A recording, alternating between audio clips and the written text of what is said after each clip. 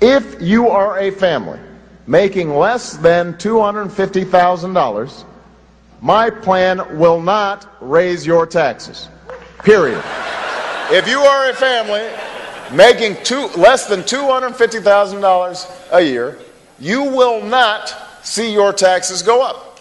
So you did just say that there are no tax increases for those folks who are making under $250,000. So families under $250,000, individuals under $200K. So if I'm a part of a family that does not buy health insurance in violation of the President's health care program, and I have to pay because of that, that is not a tax on me?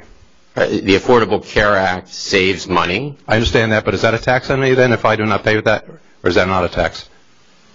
I'm not sure I'm following the question. You said there's no tax increases if people make under $250,000. If I make under $250,000 and I do not buy health insurance as I'm required to under the Affordable Health Care Act, is that a tax on me or is that not a tax on me? Well, this is... a moment ago you said there's no tax increase. There aren't. There would be. But that's not a tax. No. Under this mandate, the government is forcing people to spend money, fining you if you don't.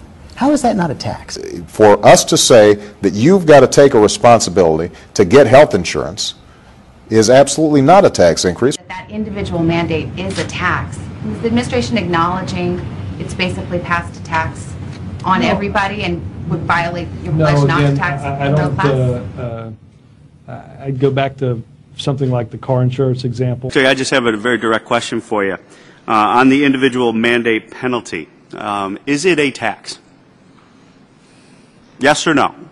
I am not a lawyer, so I'm not equipped to answer that question. So when the OMB director stated before the House Budget Committee that the individual mandate penalty is not a tax, President Obama has publicly stated that it is not a tax, yet your legal briefs in the Supreme Court case in writing have submitted on your behalf, because you're a named defendant in that proceeding, the practical operation of the minimum coverage provision is as a tax law.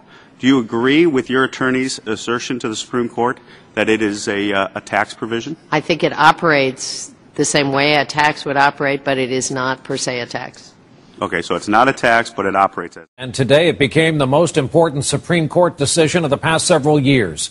The court upheld the Obama health care law today. The 5-4 decision upheld the law as a use of Congress's power to tax. Anyone who doesn't buy insurance has to pay a penalty, and the court said that amounts to a valid tax.